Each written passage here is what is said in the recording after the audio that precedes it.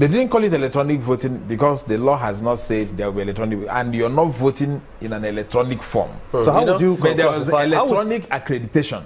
Oh, so that's where the electronic stops. Yes, and everything electronic else now becomes accreditation. Yes, and that electronic accreditation should help you to reduce fraud. Let me highlight something Giba highlighted yesterday. You know, we talked about, and a good thing you've observed several elections. So we'd like to know, at what point do you think is most critical? Because what we observe, it looks as if it's that collation point. At what point do you see the electoral officers committing that problem or the offense that gives us a lot of headache? It's at the collation point. Okay. At that, I mean, before, we are talking about retail rigging and wholesale rigging. Whoa. That's a new one. Yes, retail rigging is, you know, when you go and get people and they will come and thumbprint at the election venue. Some of them are not qualified, some of them are underaged. That was the stage we were in 1983 up to 1993. Retail rigging. Retail rigging, you know, that one is not too dangerous because the marginal rigging, you know, will be very low. But by 2003, we went, you know, it became nuclear. That's the wholesale. Well, Yes, it became wholesalers. wholesale, that people will go into a room and write.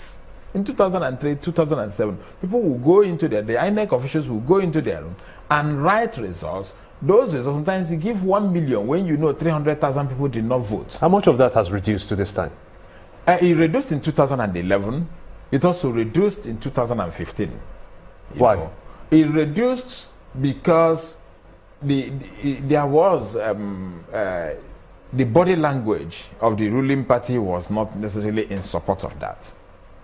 Not really that anything was done, but the body language of the ruling party at that time was not in support of such wholesale rigging. Because remember that for there to be wholesale rigging, it means that the body language of the ruling party that appointed the INEC officials will be, please come, how much? Let's write the results. Then why is the That body was language not working at the collation centers?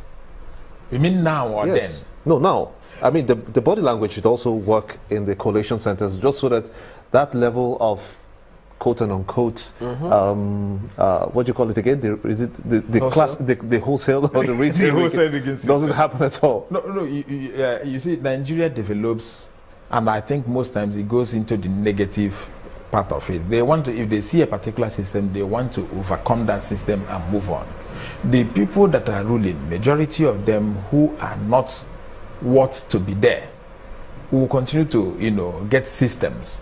And when you don't have a clear process of appointing the resident electoral commissioners, appointing your INEC chair and your INEC officials, you have that problem. How do we legislate so that the appointments of the officials who conduct these elections doesn't assume a partisan role?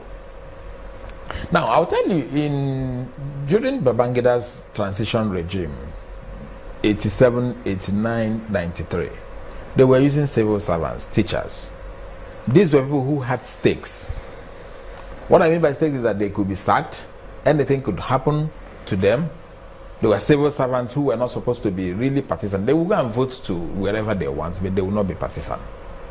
But after, by 1999, 2003, we now started, we gave the REC, the Resident Electoral Commissioner, full powers to recruit even party officials to work in INEC.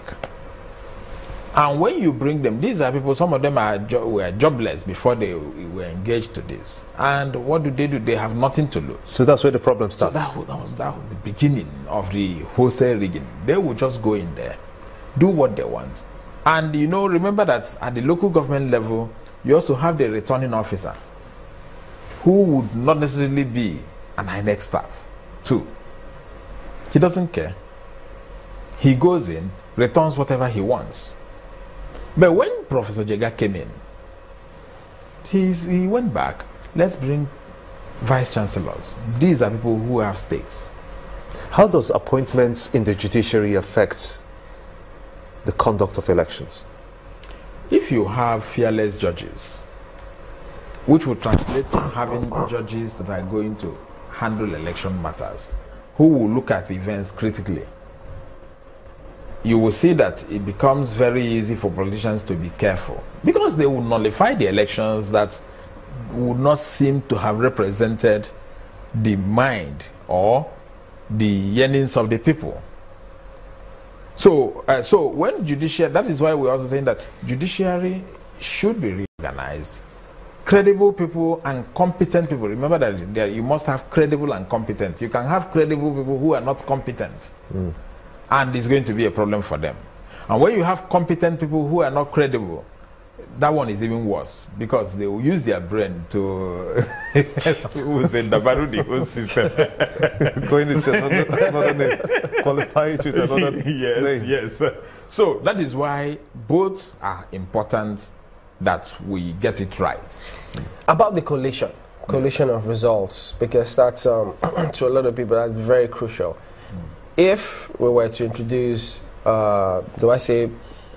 maybe graduate electronic voting to a higher degree, to the extent that it affects the collation of results, such that when people vote, they don't have to send people away and collect the results all through the night. That when the collation officers, or when at the ward level they have the results, almost everybody, including the party agents, they all have it. So all that needs to be done is INEC just collect the results that everybody already have and announce. If that happens, how much of a success would we have to achieving credible elections? I think the first thing is, are we really ready for credible elections? Isn't that why they're amending the Electoral? Yes, are we really ready for credible elections? Those people about to amend, are they ready for credible elections? That's the first question. Because if they are ready, what we have in place is enough to give us credible elections if we are ready. Take, for instance, what is the process of election? First is, INEC has already introduced electronic, system in terms of verification of the voters. biometrics. The biometrics. Okay, I hate to interrupt. Let it work first. We need to go to break. Pardon me. Just hold on. We'll come back and let you make your point. Don't go away.